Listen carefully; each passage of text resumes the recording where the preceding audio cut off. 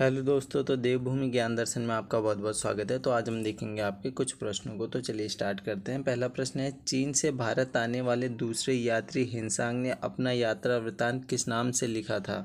तो यह लिखा था आपका सीयू की। आपने सीयू की याद में रखना है। ऑप्शन नंबर ए इसमें हमारा सही हो जाता है। और जो ये आपका हिंसांग है, ये भैया हर्षवर्धन के कार्यकाल में आता है। ठीक है, बढ़ते हैं आगे की ओर। हड़प्पा सभ्यता के संबंध में प्रारंभिक जानकारी किसने दी थी? तो प्रारंभिक जानकारी की बात आ रही है तो वह दी थी प्रारंभिक, यानी अगर मैं सर्वप्रथम की बात करूं तो चार्ल्स मैसन ने दी थी। ठीक है, ये वर्ष होता है आपका 1826 का। और ये जानकारी देते हैं भैया हड़प्पा टीले के बारे में।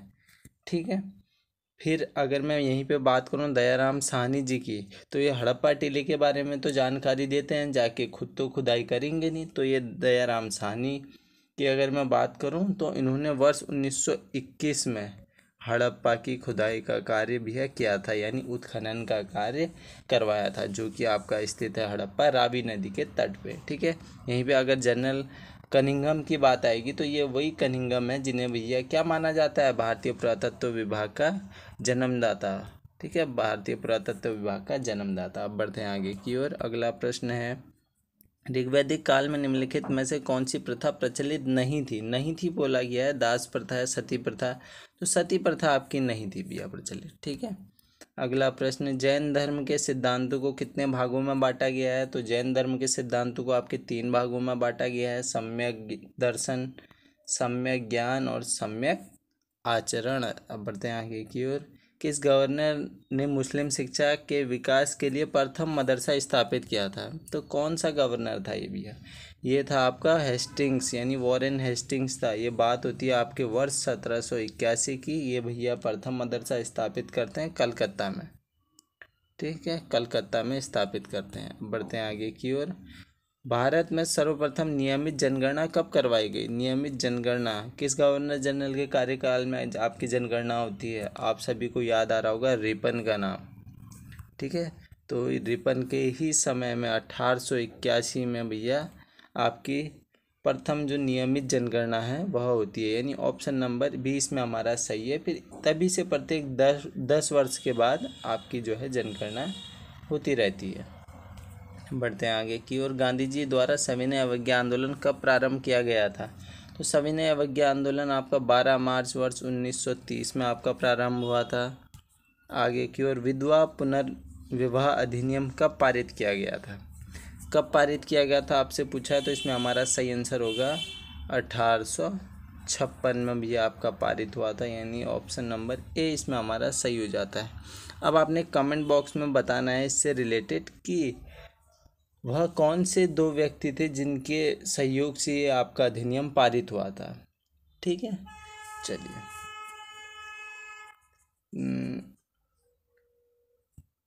मैं आपको चलिए मैं एक नाम दे देता हूँ, आपको 4 ऑप्शन दे देता हूँ जिससे आपको थोड़ा सा आसान हो जाएगा। ठीक है ना। पहला है आपका लाला लाजपत राय जी, दूसरा है आपका ईश्वर चंद्र विद्यासागर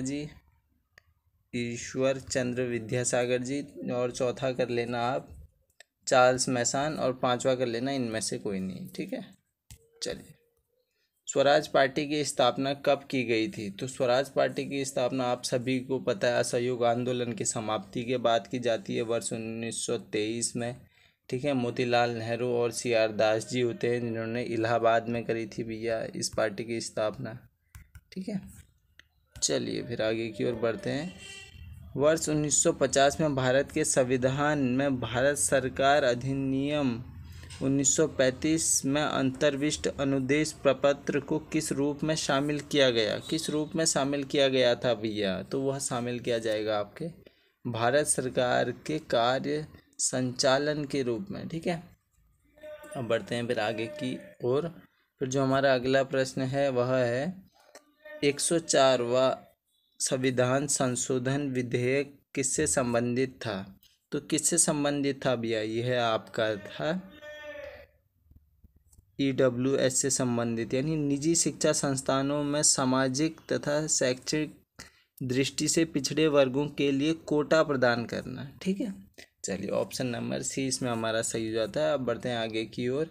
निम्न देशों में से किसने सर्वप्रथम महिलाओं को मताधिकार प्रदान किया? सर्वप्रथम तो किया था भैया आपके न्यूजीलैंड ने, ठीक है, न्यूजीलैंड ने किया था। ये 1893 की बात होती है। फिर यूएसए करता है उसके बाद 1919 में, ठीक है ना। फिर जाके आपका जो है यूके करता है 1928 में, ठीक है। चलिए आगे की ओर बढ़ते हैं। अगला प्रश्न है, राज्य के नीति निर्देशक सिद्धांतों के निम्नलिखित अनुच्छेदों में से कौन सा अंतर्राष्ट्रीय शांति और सुरक्षा के संवर्धन से संबंधित है? तो वह होगा आपका अनुच्छेद 51। अनुच्छेद 51 इसमें हमारा सही है। अब बढ़ते हैं आगे की ओर। भूगोल को मानव पारिस्थितिकी के रूप में परिभाषित करने वाला विद्वान कौन है? तो वह विद्वान है भैया आपके हॉलन बैरोज जी, ठीक है, यानी एच बैरोज इसमें हमारा सही हो जाएगा, हॉलन बैरोज। फिर जो हमारा अगला प्रश्न है, यदि इतिहास कब का वैज्ञानिक अध्ययन प्रस्तुत करता है तो भूगोल कहाँ का वैज्ञानिक एवं तार्किक अध्ययन करता है? यह कथन निम्न में से किस विद्वान का है बोला गया है? तो ये विद्वान का है भैया कार्ल सावर जी का, ठीक है। चलिए आगे की ओर बढ़ते हैं। भूगोल को एक अलग अध्ययन शास्त्र के रूप में स्थापित करने का श्रेय निम्न में से किस विद्वान को है? एक अलग, तो यह है भैया आपके एरेटोस्थनीज को, ठीक है। ऑप्शन नंबर ए इसमें हमारा सही हो जाता है। आगे की ओर पर्सपेक्टिव, ठीक है, पर्सपेक्टिव हिंदी में कुछ अलग ही दिख रहा था मेरे को। Perspective on the nature of geography के लेखक कौन हैं? ठीक है, perspective on the nature of geography के जो लेखक हैं वो हैं आपके भैया कौन? हॉटशॉन, ठीक है। ऑप्शन नंबर बी इसमें हमारा सही हो जाता है। अब बढ़ते हैं फिर आगे की ओर। यदि पृथ्वी एवं अंतरिक्ष के बीच से वायुमंडल को हटा हुआ माना जाए तो आसमान का रंग कैसा होगा? तो आसमान का रंग आपका काला होगा भैया, ठीक है। आगे की ओर बढ़ते हैं। राज्य के किस भाग में शिवालिक पर्वत श्रेणियाँ स्थित हैं? तो शिवालिक पर्वत श्रेणियों की अगर मैं बात करूं, ये आपका उत्तर पूर्व हो जाएगा, ठीक है, उत्तर पूर्व हो जाएगा। चलिए आगे की ओर बढ़ते हैं। भारत में राजनीतिक शक्ति का मुख्य स्रोत है? तो मुख्य स्रोत होगा आपका मतदाता होगा भैया। एक तो सबसे प्रमुख स्रोत है मतदाता, ठीक है। सर्वोच्च न्यायालय के न्यायाधीशों को पद शपथ किसके द्वारा दिलाई जाती है? राष्ट्रपति जी के द्वारा दिलाई जाती है। ऑप्शन नंबर ए सही है। संयुक्त राष्ट्र संघ की महासभा की बैठक होती है? तो महासभा की बैठक होती है भैया साल में एक बार होती है, ठीक है। अब बढ़ते हैं आगे की ओर। भारतीय संविधान निर्माती परिषद की प्रथम बैठक हुई थी? तो वह हुई थी आपकी 9 दिसंबर 1946 को, यानी ऑप्शन नंबर डी सही है।